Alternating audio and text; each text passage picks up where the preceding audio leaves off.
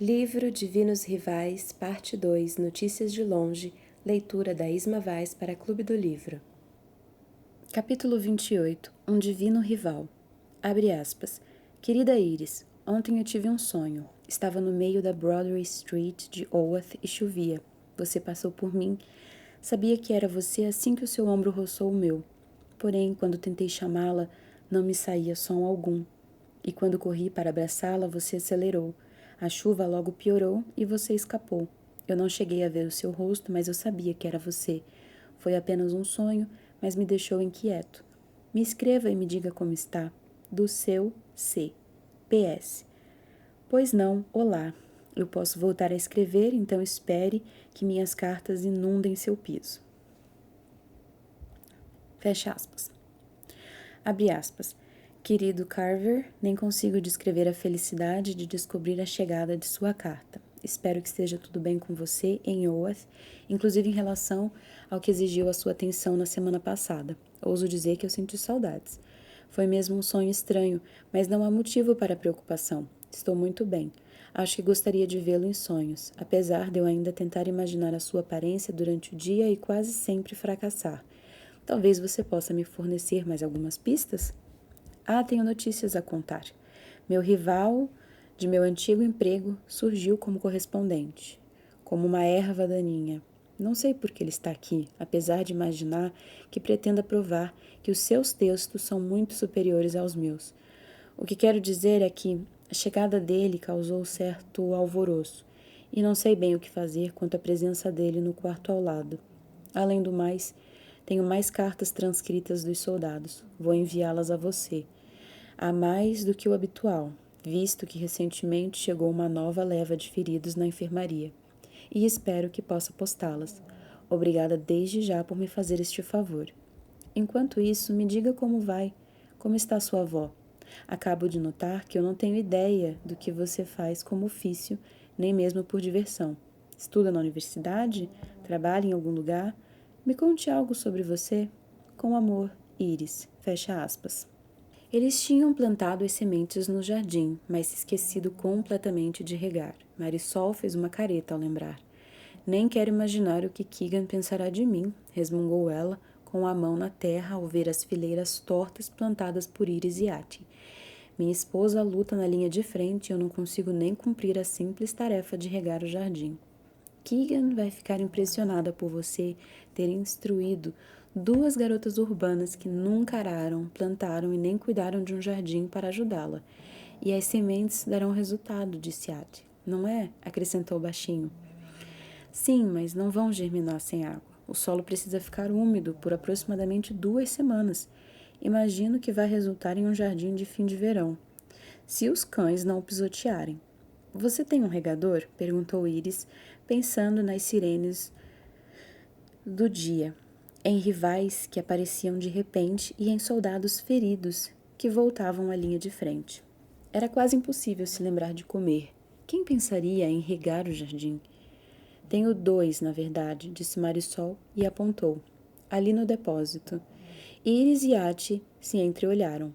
5 minutos depois, Marisol já havia voltado à cozinha para continuar a preparação dos pães para os soldados e as duas tinham enchido os regadores de metal e começavam a molhar a terra.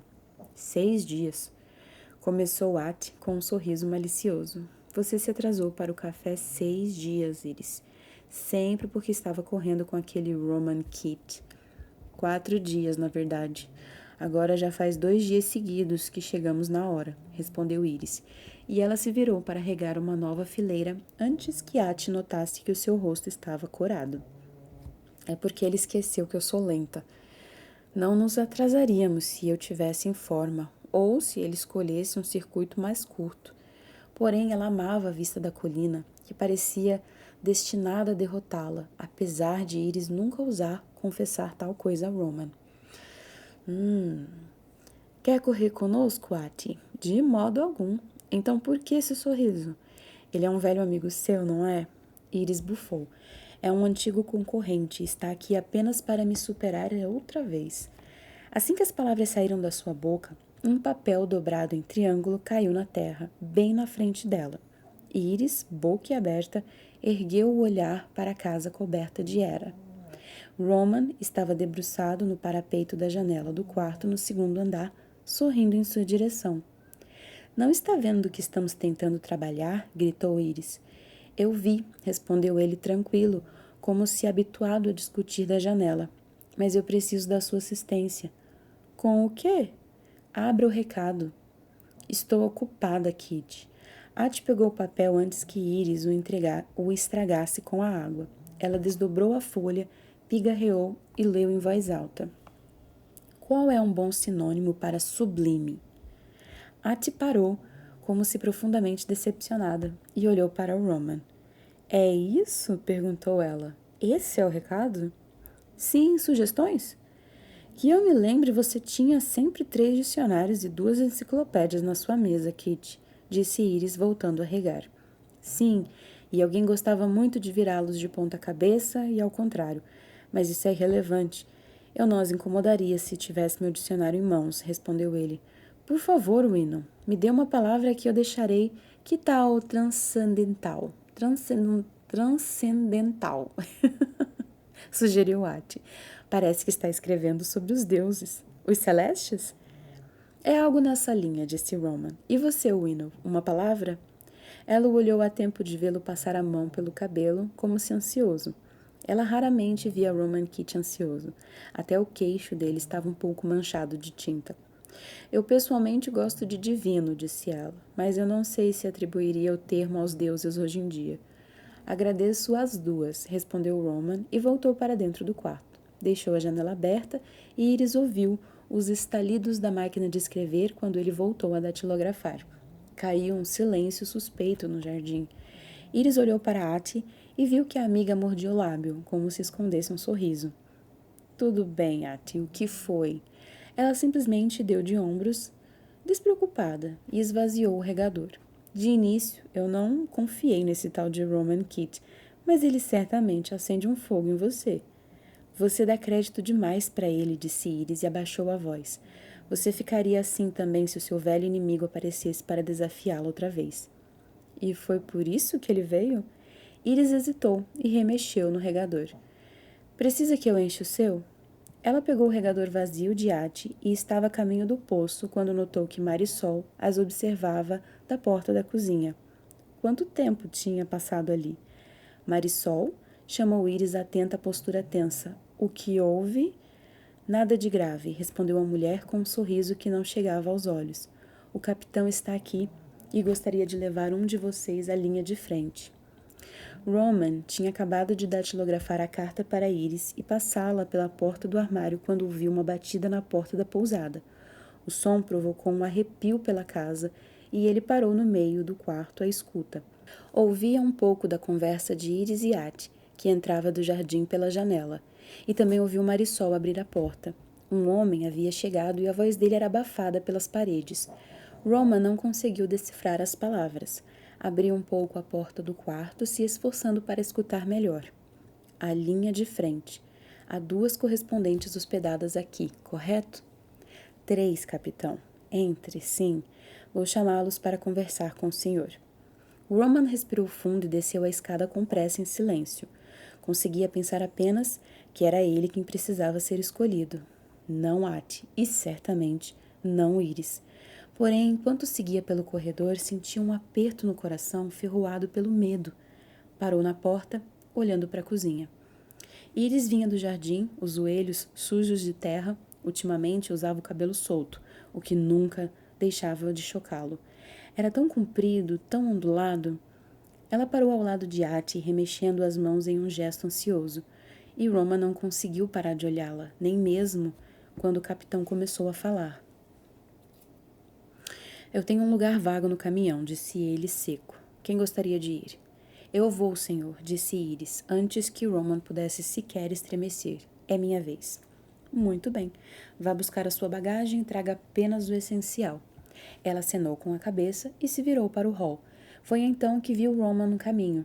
Ele não sabia que expressão tinha no rosto, mas viu o espanto dela decair em outra coisa.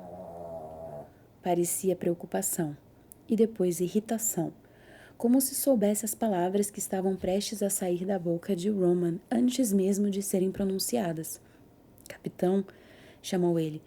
Se ela for, eu gostaria de acompanhá-la, senhor. O capitão se virou para ele, levantando a sobrancelha. Eu tenho apenas um lugar vago. Então posso ir no estribo, senhor, disse Roman. Kit, sibilou Iris. Não quero que vá sem mim, Winnow. Ficarei perfeitamente bem, continue aqui e vou com você, insistiu ele. Seria aceitável, capitão?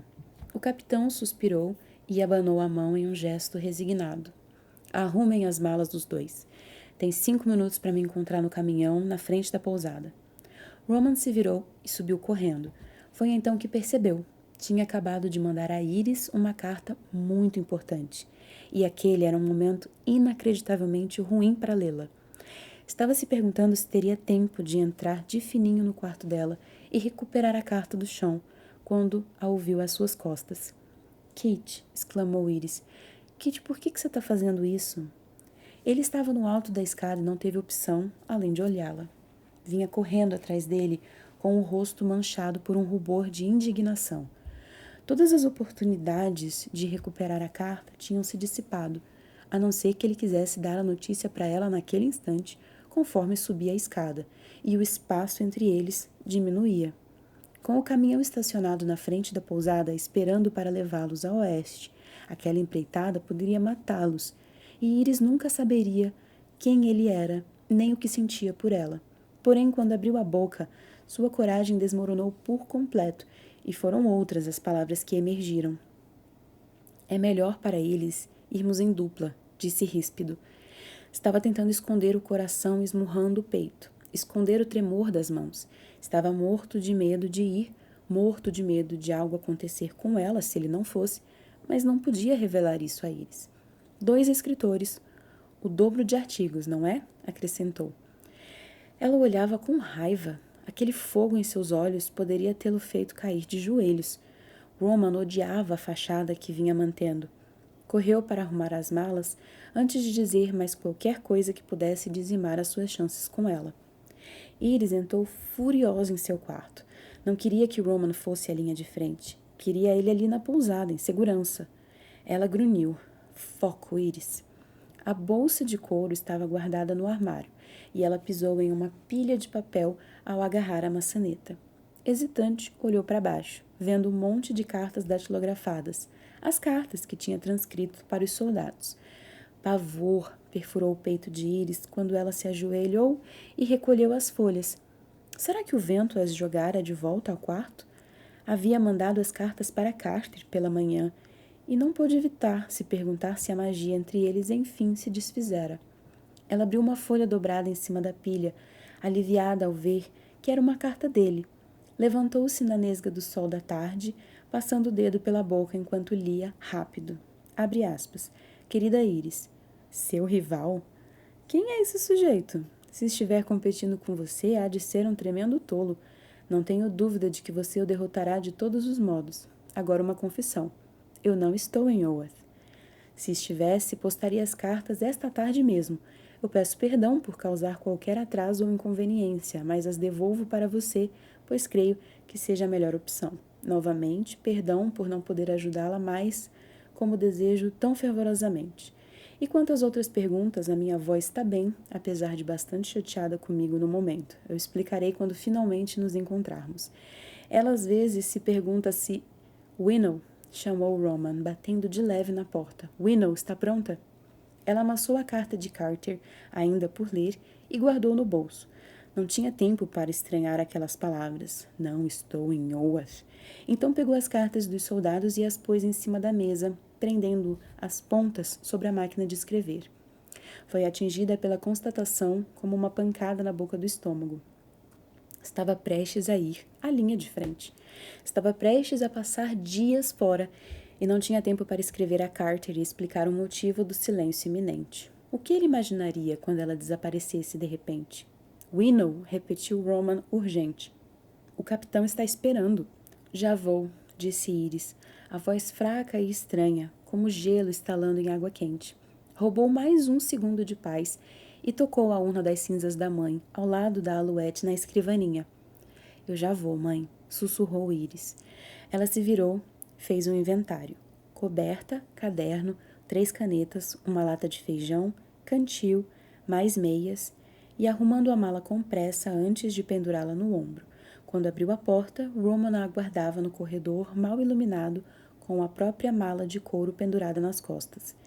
Ele não disse nada, mas a fitou com olhos brilhantes e quase febris.